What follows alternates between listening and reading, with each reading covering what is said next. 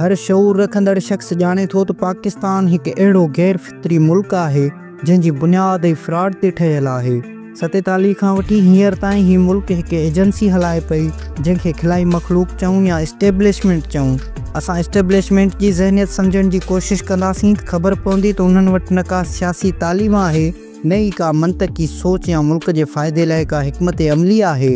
इहे रुगो अनाउन जा मरीज़ आहिनि जेके पंहिंजी ज़ात पंहिंजी मर्ज़ीअ जे फ़ाइदे खां सिवा का ॿी राय या नज़रियो बर्दाश्त करण जी सघ ई नथा रखनि। ही ख़ुदपसंदीअ जी बीमारीअ में मुब्तला नज़र ईंदा। उन्हनि जी ट्रेनिंग जंग जे मैदान लाइ कई वेंदी आहे, न कि मुल्क जी सियासत हलाइण लाइ। मुल्क जी सियासत सां गॾोगॾु हिकु वॾो कारोबार उन्हनि जे हथ में आहे, उहो कंस्ट्रक्शन में FW, रियल एस्टेट में DHA, बैंकिंग में अस्करी बैंक्स, फर्टिलाइज़र, सीमेंट्स ऐं खाधे में फ़ौजी फाउंडेशन ऐं ॿिया केतिरा ई कारोबार। मक़सदु चवण जो इहो आहे त हीअ सिर्फ़ु पैसो कमाइण ॼाणनि था, तोड़े जो बज़ाहिर ही पूरे पाकिस्तान सां मुहबत जी दावा था कनि, पर इन्हनि जी अक्सरियत हिक ई क़ौम सां लाॻापियल आहे जेका पंजाबी आहे ऐं अमली तौर ते ही सिर्फ़ु पंजाब खे पंहिंजो सम्झंदा आहिनि। इन करे सिंधियुनि बलोचनि या पश्तूननि पारां पाकिस्तान खे पंजाबिस्तान बि चयो वेंदो आहे, जेको दुरुस्त बि आहे, छो त 77 सालनि में खिलाई मखलूक पंचनि दलालनि ज़रिए जिनखे असां सियासी पार्टियूं चऊं था, ॿियनि सूबनि सां नाजाइज़ियूं करण में का कसर नाहे छॾी। हर दौर जी इस्टेब्लिशमेंट में वेठल माण्हुनि जा ॿ मक़सद रहिया आहिनि। हिकु त पंहिंजी ताक़त ऐं ख़ौफ़ ज़रिए अरबे रुपया कमाए पाण खे ऐं पंहिंजे ईंदड़ नस्लनि खे माली तौर ते ख़ुशहाल करणु, ऐं ॿियो पंजाब जी बहितरी। कीअं बि करे ॿियनि टिनी सूबनि सां नाजाइज़ियूं करे उन्हनि जा वसाइल ऐं आमदन पंजाब खे बहितर करण लाइ इस्तेमालु करणु। उन्हनि जी दादागिरियुनि में सभ खां वधीक नुक़सानु सिंध खे भोगणो पियो आहे, छो त सभ खां वधि मालदार सिंध आहे। शुरूआति खां वठी असां सिंधी कॾहिं सिधी तरह या कॾहिं उन्हनि जे इशारनि ते हलंदड़ सियासी नुमाइंदनि पारां लुटिजऊं फुरिजऊं ऐं मरूं पिया।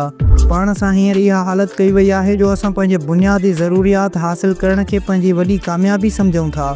इस्टेब्लिशमेंट जा उहे ई कारनामा आहिनि जंहिंजी बदौलत अॼु मुल्क इन नहेज ते पहुतो आहे जो अॼु पाकिस्तान हलण खां हलाक आहे। अॼु जी तारीख़ में पाकिस्तान ते मजमूई कर्ज़ $250 बिलियन आहे, जंहिंखे रुपयनि में तब्दील कजे त तक़रीबन 71,000 अरब ठहनि था, ऐं असां 1,000 अरब जी किस्त ॾियण लाइ बि हथ टंगींदा आहियूं। हिन वक़्तु फ़ी पाकिस्तानी 3 लाख जो कर्ज़ी आहे।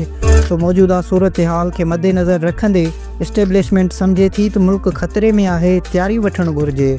पर उन्हनि खे ॻणती सिर्फ़ु पंजाब जी आहे, छो त पंजाब हिकु लैंडलॉक्ड सूबो आहे जंहिं वटि न समुंड आहे, न वसीला आहिनि, न ई एतिरो रेवेन्यू आहे जो ही एमरजेंसी सूरत हाल में पंहिंजो पेट पाले सघनि। सो ही हिन वक़्तु बोखलाहट जो शिकार आहिनि ऐं हर मुमकिन कोशिश पिया कनि त पंजाब खे मुस्तक़बिल लाइ तयारु कजे।